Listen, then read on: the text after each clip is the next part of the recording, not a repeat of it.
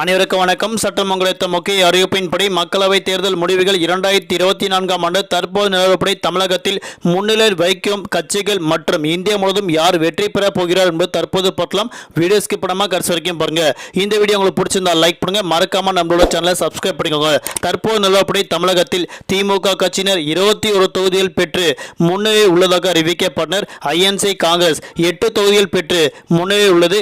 முஸ்லிம் league கட்சியினர் 2 தொகுதிகள் பெற்று அதுவும் முன்னரே உள்ளதாக அறிவிக்கப்பட்டனர். குறிப்பாக சிபிஐ கம்யூனிஸ்ட் கட்சியினர் 2 தொகுதிகள் பெற்று முன்னரே உள்ளதாக அறிவிக்கப்பட்டனர். ஆனால் தற்போது நிலவரப்படி ஏடிஎம்கே கட்சியினர், அதிமுக கட்சியினர் மற்றும் நாம் தமிழர் கட்சியினர் ஒரு தொகுதிக்கும் குறைவாக வாக்கு பெற்று பின்தங்கியுள்ளதாக அறிவிக்கப்பட்டனர். ஆனால் இந்தியா முழுவதும் பார்க்கும்போது தமிழகம் மட்டுமல்லாமல் அனைத்து மாநிலங்களிலும் ஒப்பிட்டு பார்க்கும்போது 239 தொகுதியில் பெற்று பிஜேபி கட்சியினர் மீண்டும் முன்னுக்கு தள்ளப்பட்டதாக அறிவிக்கப்பட்டனர். தற்போது நிலவரப்படி இந்தியா முழுவதும் 2 இடங்களில் வெற்றி பெற்றதாக பிஜேபி கட்சியினருக்கு புதிய வெற்றி சாதனை படைத்ததாக அறிவிக்கப்பட்டனர். ஆனால் ஐஎன்சி காங்கிரஸ் 93 தொகுதிகள் மற்றும் இடங்கள் பெற்று மீண்டும் பின்தள்ளவிட்டதாக அறிவிக்கப்பட்டனர். நன்றி.